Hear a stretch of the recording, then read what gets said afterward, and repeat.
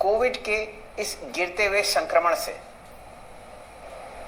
सही जी, मेरे हिसाब से मार्केट इस वक्त 3 महीने के पेन को इग्नोर करके 10-15 साल के गेन के ऊपर फोकस कर रहा है।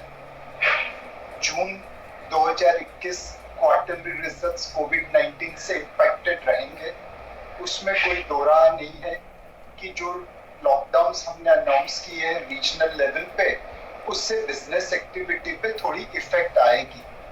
बट जैसे जैसे कोविड के एक्टिव केसेस कम हो रहे हैं, जैसे जैसे वैक्सीनेशन बढ़ रही है, वैसे वैसे मार्केट को कॉन्फिडेंस आ रहा है कि धीरे धीरे करके जैसे यूएस, इजराइल और यूके में इकोनॉमिक एक्टिविटी नॉर्मल हो रही है, वैसे ही भारत में इकोनॉमिक एक्टिविटी नॉर्मल होगी। और उस कॉन्फिडेंस के ऊपर, उस धारणा के ऊपर मार्केट आज यहाँ पे खड़ा है।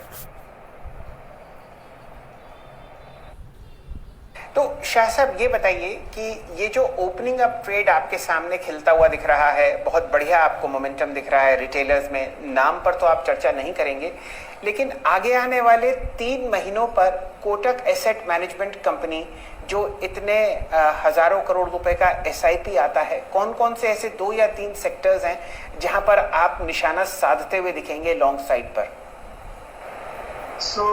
शैल भाई, आपने बहुत अच्छी बात कही एसआईपी की। क्लियरली एसआईपी, एंड मैं 2 मिनट लेने चाहूंगा एसआईपी के ऊपर। शैल भाई, एसआईपी बहुत ही कॉमन सेंसिकल चीज है, पर बहुत ही कारगर चीज है, बहुत ही इफेक्टिव चीज है। जनवरी 2020 में अगर आप कोटक म्यूचुअल फंड की कोई भी इक्विटी स्कीम देखते तो ज्यादातर समय काल में 1 साल, 2 साल, 3 साल, 5 साल, 7 साल, 10 साल एसआईपी के रिटर्न डबल डिजिट में होते। ये किसी को भी एक ड्रीम कम ट्रू जैसा सिनारियो लग रहा था।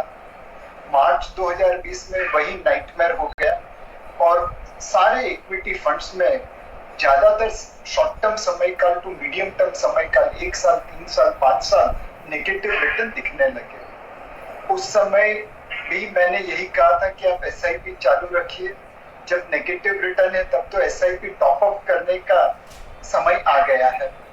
आज मुझे कहते हुए बहुत खुशी होती है कि अगर आप अप्रैल 21 या मई 21 के समय काल को देखें तो ज्यादातर कोटक इक्विटी स्कीम्स में ज्यादातर समय काल में डबल डिजिट रिटर्न वापस देखने को मिलेगा।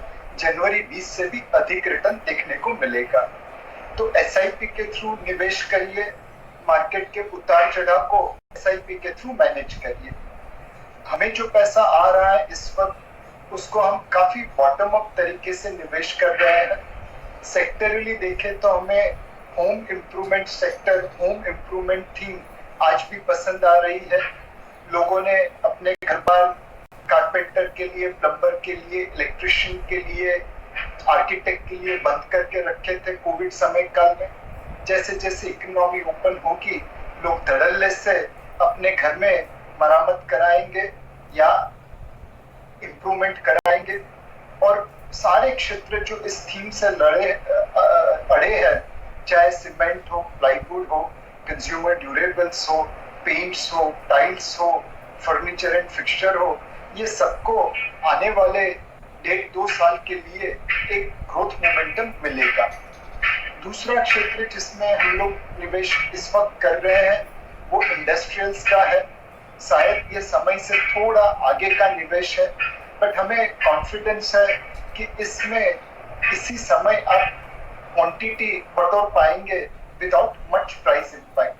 पिछले 4-5 सालों से प्राइवेट इन्वेस्टमेंट बैकफुट पे खड़ा है, तो ये सारे कंपनीज ने बहुत कठिन समय गुजारा है। उन्होंने कॉस्ट कम की है, अपनी ऑपरेटिंग लिवरेज बढ़ाई है, वर्किंग कैपिटल कम किया है, एक्सपोर्ट्स मार्केट में उन्होंने काफी फोकस किया है। और अब धीरे धीरे ये कंपनीज उस मकाम पे पहुंची है जहाँ पे ऑपरेटिंग लिवरेज इनकी फेवर में काम करेगा। जैसे जैसे इकोनॉमिक एक्टिविटी ओपन होगी, जैसे जैसे कैपेसिटी यूटिलाइजेशन बढ़ेगा, वैसे वैसे उनको नए ऑर्डर्स मिलना चालू होंगे और फिर ये ऑपरेटिंग लिवरेज उनके लिए उसी तरह का काम करेगा जैसा हमने कमोडिटी सेक्टर में देखा कि प्राइस थोड़ी सी बढ़ती है तो प्रॉफिट बहुत ज्यादा बढ़ता है। तो होम इम्प्रूवमेंट थीम और इंडस्ट्रियल्स ये दो सेक्टर है जहां पे हमने एक ओवरवेट कॉल लेके रखा है। ओके नीलेश जी, एक और चीज, मैं लास्ट लॉकडाउन को देखूं और लास्ट जो अनलॉक प्रोसेस थी उसमें पेंटअप डिमांड एक सेक्टर में जो कि सबसे स्ट्रांग थी, और आई थिंक रूरल इंडिया का भी अगर आप देखें उसमें काफी स्ट्रांग कंट्रीब्यूशन था, वो था auto, farm equipment, tractor division. इस बार आप देखिए ये अप्रैल मई काफी हद तक ड्राई किया। अब जब ओपनिंग अप होगी तो आप ऑटो को कैसे अप्रोच करेंगे? और अभी भी अगर आप देखें ये स्टॉक्स अपने हिस्टोरिकल हाई से बहुत बड़ा डिफरेंशियल लेके ट्रेड कर रहे हैं। जस्ट फॉर इंस्टेंस मारुति 10,000 के ऑल टाइम हाई के अगेंस्ट अगर आप 7,000 ट्रेड कर रहा है, आप ऑटो को कैसे रीड कर रहे हैं इस वक्त, और ओपनिंग अप का इतना स्ट्रॉन्ग इंपैक्ट देखते हैं आप इस पे? सो वीरेंद्र जी, पहले वेव में आपने देखा था कि वो मोटा मोटा अर्बन सेंट्रिक था, रूरल में उसकी उतनी वाइड स्प्रेड नहीं थी जितनी सेकेंड वेव में है। नाउ पहले वेव के सामने रूरल में आज वाइड स्प्रेड डिसीज नेगेटिव है, बट पॉजिटिव यह है कि एग्री कमोडिटीज के प्राइस अपने almost life time high level के ऊपर है। दूसरा, सरकार रूरल इकोनॉमी में मनरेगा के थ्रू, किसान सम्मान योजना के थ्रू कैश डाल रहा है, उसकी भी इम्पैक्ट देखने को मिलेगी।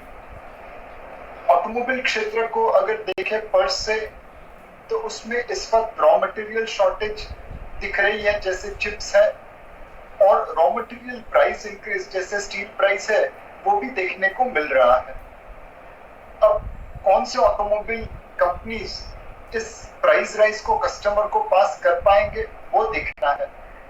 दूसरी चीज ये भी है कि किस कंपनी का डिस्ट्रीब्यूशन लेवल ऐसा है कि वो पूरे भारत में डिस्ट्रीब्यूट करे ताकि कोविड-19 प्रभावित क्षेत्र और कोविड-19 अनअफेक्टेड सेक्टर दोनों में उसका माल जा सके। ये सारे पहलू को देखे तो इस वक्त ऑटोमोबाइल क्षेत्र में हम लोग थोड़े से अंडरवेट है। करेक्शन में प्रोबेबली न्यूट्रल वेट करने की कोशिश करेंगे, बट इस वक्त हम अगर एकदम सिंपल सी भाषा में कहे तो जो एंट्री लेवल कार है या टू व्हीलर जो रूरल क्षेत्र में है या एक्सपोर्ट क्षेत्र में है, उस टाइप की ऑटोमोबाइल कंपनीज को देख रहे हैं।